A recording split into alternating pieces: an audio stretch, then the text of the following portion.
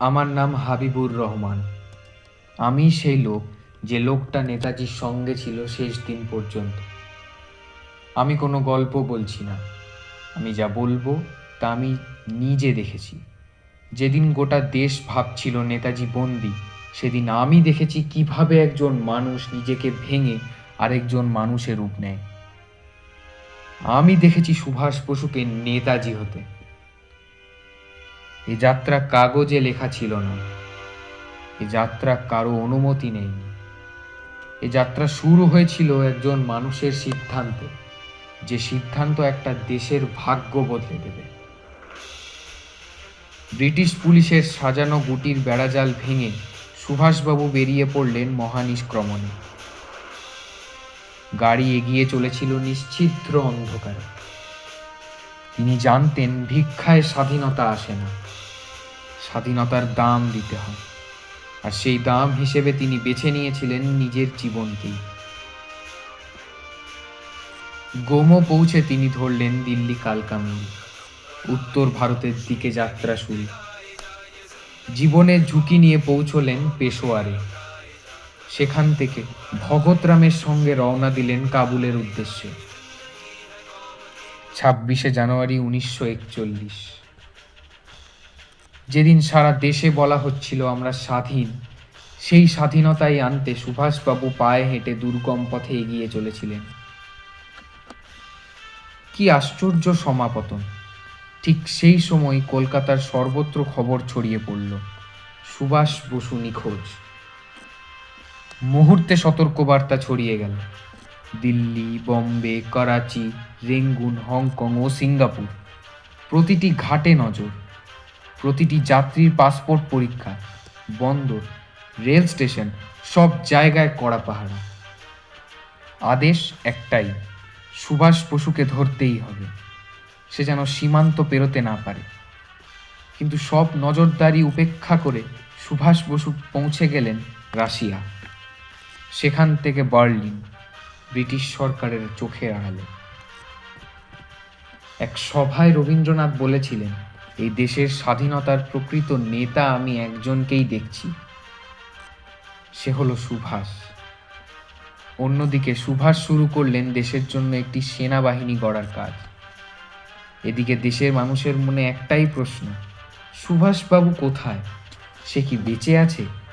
ঠিক তখনই ইথারের তরঙ্গে ভেসে এলো স্বাধীনতার নিজস্ব কণ্ঠস্বর।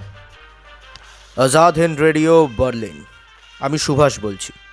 এতদিন আপনাদের কাছে আমার বক্তব্য পৌঁছানোর কোনো সুযোগ ছিল না। শত্রুপক্ষ যে অপবাদী দিক, আমি জানি আপনারা তা বিশ্বাস করেননি। আমি আমার কাজ করে যাব। কে কি বলল তাতে আমার কিচ্ছু আসে যায় না।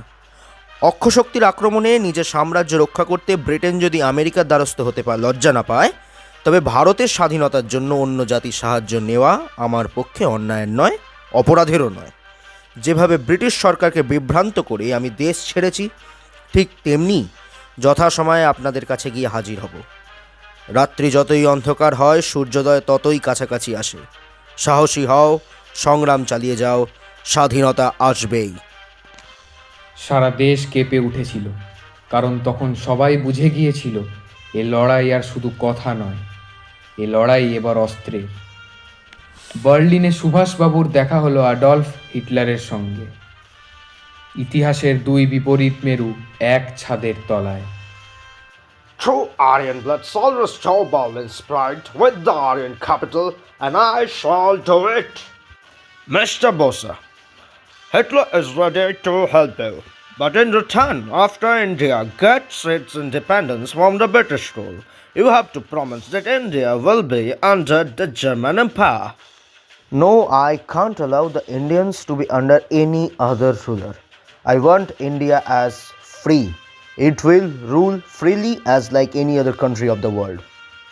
Indians have a genetic disorder of slavery. The Führer may have the liberty to lick British boots, but Subhash Chandra Bose does not. Now I understand why the British are afraid of you. Hitler সাহায্য দিলেন, কিন্তু শাসন নয়। ভারতীয় যুদ্ধবন্দীদের সুভাষের হাতে তুলে দিলেন। 90 দিন সমুদ্রের তলদেশে সাবমেরিনে করে সুভাষ পৌঁছলেন জাপানে। সেখানেই দেখা হলো রাসবিহারী বসুর সঙ্গে।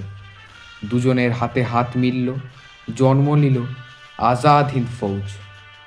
আপনাদের কাছে আসার আমার একটাই উদ্দেশ্য, আমাদের দেশ ভারতবর্ষের স্বাধীনতার লড়াইয়ে আপনাদের সঙ্গ চাই। আপনারা এতদিন ইংরেজদের হয়ে লড়েছেন, হয়তো বাধ্য হয়ে। লড়তে লড়তে নর্থ আমেরিকায় আপনারা জার্মানি সৈন্যের হাতে বন্দী হয়েছেন। আজ থেকে এখান থেকে এক নতুন যুদ্ধ শুরু হবে। ভুলে যান কে হিন্দু, কে মুসলমান, কে শিখ, কে ইসাই। আমরা সবাই ভাই ভাই। আমরা একসঙ্গে লড়ব এবং আমাদের মাতৃভূমি ভারতকে ওই ইংরেজদের হাত থেকে স্বাধীন করব। বন্ধুগণ, 12 মাস আগে পূর্ব এশিয়ার ভারতীয়দের সামনে পূর্ণ সমাবেশ বা সর্বোচ্চ ত্যাগের এক নতুন কর্মসূচি তুলে ধরা হয়েছিল। আমি গত 1 বছরে আমাদের অর্জনের বিবরণ আপনাদের সকলের সামনে রাখব এবং আগামী বছরের জন্য আমার দাবিগুলোও জানাবো। কিন্তু তার আগে আমি আবারও আপনাদের উপলব্ধি করাতে চাই স্বাধীনতা অর্জনের জন্য আমরা কতটা সোনালী সুযোগের সামনে দাঁড়িয়ে আছি। ব্রিটিশরা আজ সারা বিশ্ব জুড়ে এক মহাযুদ্ধে লিপ্ত এবং সেই সংগ্রামে তারা একের পর এক ময়দানে পরাজিত হয়েছে। শত্রু শক্তি এইভাবে যথেষ্ট দুর্বল হয়ে পড়ায় আমাদের স্বাধীনতার সংগ্রাম আজ 5 বছর আগের তুলনায় অনেক সহজ হয়েছে। এমন বিরল ও ঈশ্বর প্রদত্ত সুযোগ শতাব্দীতে একবারই আসে। সেই কারণে আমরা শপথ নিয়েছি এই সুযোগকে সম্পূর্ণভাবে কাজে লাগিয়ে আমাদের মাতৃভূমিকে ব্রিটিশ শাসনের শৃঙ্খল থেকে মুক্ত করব। আমাদের সংগ্রামের পরিণতি নিয়ে আমি অত্যন্ত আশাবাদী এবং দৃঢ় প্রতিজ্ঞ, কারণ আমি কেবল পূর্ব এশিয়ার 30 লক্ষ ভারতীয়দের ওপর নির্ভর করছি না। ভারতের অভ্যন্তরেও এক বিশাল গণ আন্দোলন চলছে এবং লক্ষ লক্ষ দেশবাসী স্বাধীনতার জন্য সর্বোচ্চ ত্যাগ ও যন্ত্রণা স্বীকার করতে প্রস্তুত। দুর্ভাগ্যবশতভাবে 1857 সালের মহাবিদ্রোহের পর থেকে আমাদের দেশবাসীকে নিরস্ত করে রাখা হয়েছে, অথচ শত্রু দাঁতে দাঁত চেপে সশস্ত্র। আধুনিক যুগে অস্ত্র ও আধুনিক সেনাবাহিনী ছাড়া কোনো নিরস্ত্র জাতির পক্ষে স্বাধীনতা অর্জন করা অসম্ভব। ভাগ্যের সহায়তা ও উদার নিপীড়নে আমরা পূর্ব এশিয়ার ভারতীয়দের পক্ষে আজ এক আধুনিক সেনাবাহিনী গড়ে তোলার, অস্ত্র সংগ্রহ করার সব কিছু সম্ভব হয়ে উঠেছে। এরপরেও পূর্ব এশিয়ার ভারতীয়রা স্বাধীনতা অর্জনের লক্ষ্যে সম্পূর্ণভাবে ঐক্যবদ্ধ।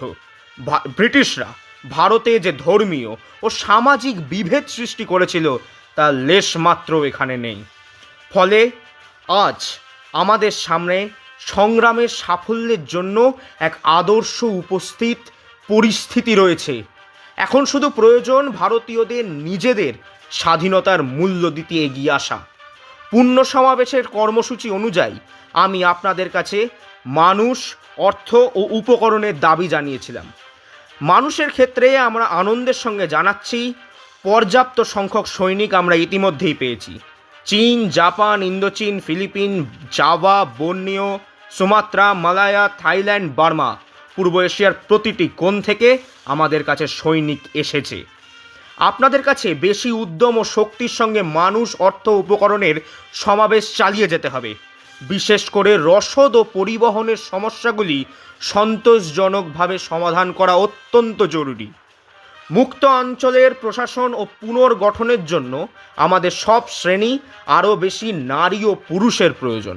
আমাদের এমন পরিস্থিতির জন্য প্রস্তুত থাকতে হবে যেখানে শত্রু পিছু হটলে আগে নির্মমভাবে পোড়ামাটির নীতি প্রয়োগ করে এবং সাধারণ মানুষকে এলাকা ছাড়া করতে বাধ্য করবে, যেটা বার্মায় করার চেষ্টা করা হয়েছিল। যাতে ঘরোয়া ক্ষেত্রে কাজ চালিয়ে যাবেন তারা কখনোই ভুলবেন না পূর্ব এশিয়া, বিশেষ করে বার্মা আমাদের মুক্তিযুদ্ধের ঘাঁটি। এই ঘাঁটি শক্ত না হলে আমাদের যুদ্ধরত বাহিনী কখনোই বিজয়ী হতে পারবে না। মনে রাখবেন, এটি একটি সর্বাত্মক যুদ্ধ, কেবল দুটো সেনাবাহিনীর মধ্যে সংঘর্ষ নয়। এই কারণেই আমি গত 1 বছর ধরে পূর্ব সমাবেশ এর পুরোর ওপর জোর দিচ্ছি। বন্ধুগণ, 1 বছর আগে আমি আপনাদের কাছে কিছু দাবি রেখেছিলাম। তখন বলেছিলাম, আপনারা যদি আমাকে পূর্ণ সমাবেশ দেন তবে আমি আপনাদের দেবো একটি দ্বিতীয় রণাঙ্গন। আজ আমি সেই প্রতিশ্রুতি রক্ষা করেছি। আমাদের অভিযানের প্রথম পর্ব শেষ হয়েছে। আমাদের বিজয়ী সৈন্যরা বাহিনী নিপণনী নিয়ে সঙ্গে কাঁধে কাঁধ মিলিয়ে শত্রুকে পিছনে ঠেলে দিয়েছে। আজ আমরা আমাদের প্রিয় মাতৃভূমির পবিত্র মাটিতে সাহসের সাথে যুদ্ধ করছি। এখন যে মহান দায়িত্ব আমাদের সামনে আছে তার জন্য নিজেদের প্রস্তুত করতে হবে। আমি আপনাদের কাছে মানুষ, অর্থ, উপকরণ চেয়েছিলাম, তা আপনারা উদারভাবে দিয়েছেন। আমি এও জানাচ্ছি আপনাদের এই উপকরণের সাহায্যেই আমি ভারতবর্ষকে স্বাধীন করব। শুধু এই কারণে বেঁচে থাকতে চাওয়া যে বিজয় এখন আমাদের হাতের নাগালে। এই হবে মারাত্মক ভুল। এখানে কেউই যেন স্বাধীনতা ভোগ করার জন্য বেঁচে থাকার আকাঙ্ক্ষা না করে। সামনে এখনো দীর্ঘ কঠিন সংগ্রামে অপেক্ষা করছে। আজ আমাদের একটাই কামনা হওয়া উচিত, ভারত বাঁচুক। তাই আমরা মরতে প্রস্তুত, শহীদের মৃত্যুবরণ করতে প্রস্তুত, যাতে শহীদদের রক্তের ওপরে চিররঞ্জিত হয়ে ভারতের স্বাধীনতা আসতে পারে। বন্ধুগণ, মুক্তিযুদ্ধের মহাযোদ্ধারা, আজ আমি আপনাদের কাছে সর্বোপরি একটাই জিনিস চাই। আমি চাই রক্ত। শত্রু যে রক্ত ঝরিয়েছে তার প্রতিশোধ নিতে পারে একমাত্র রক্তই। স্বাধীনতার মূল্য একমাত্র রক্ত দিয়েই দেওয়া যায়। তোমরা আমাকে রক্ত দাও, আমি তোমাদের স্বাধীনতা দেব। দিল্লি চলো। জয় হিন্দ, আজাদ হিন্দ, জিন্দাবাদ। সেই ডাক আর শুধু ভাষণ ছিল না, ওটা ছিল যুদ্ধের শপথ। ভারতের ইতিহাস সেদিন নতুন পথে মোড় নিল। সাড়া পড়ে গেল সর্বত্র। দেশবাসী নতুন করে স্বাধীনতার স্বপ্ন দেখল। যে মানুষটাকে ব্রিটিশ সরকার নিখোঁজ বলে ঘোষণা করেছিল, দেশের মানুষ তাকেই চিনে নিল নতুন এক নামে, নেতাজি। এই নাম আর শুধু একজন মানুষের নয়, এই নাম এক অদম্য সংকল্পের, এই নাম এক অগ্নিশিখার। নেতৃত্ব এলো তাঁর হাতে। আজাদ হিন্দ ফৌজ আর সেই ইতিহাসের মুহূর্ত। আন্দামান নিকোবর দ্বীপপুঞ্জে প্রথমবার উড়ল স্বাধীন ভারতের পতাকা। ব্রিটিশ শাসনের বুক চিরে উঠে দাঁড়ালো স্বাধীনতার প্রতীক। কিন্তু নেতাজি থামলেন না, কারণ তাঁর লড়াই কোনো প্রতীকের জন্য নয়, তাঁর লড়াই ছিল ভারতের আত্মার জন্য। যে স্বাধীনতার স্বপ্নকে এতদিন মানুষ কেবল কল্পনায় দেখেছিল, যে লড়াইকে অনেকে অসম্ভব ভেবেছিল, নেতাজি সেটাকেই রচনা করলেন বাস্তবের ইতিহাসে। ধীরে ধীরে একটি ঘরের ছেলে সুভাষ রূপ নিলেন দেশবাসীর নেতাজি হয়ে। একটি মানুষ নয়, একটি যুগ, একটি নাম নয়, একটি ডাক। জয় হিন্দ।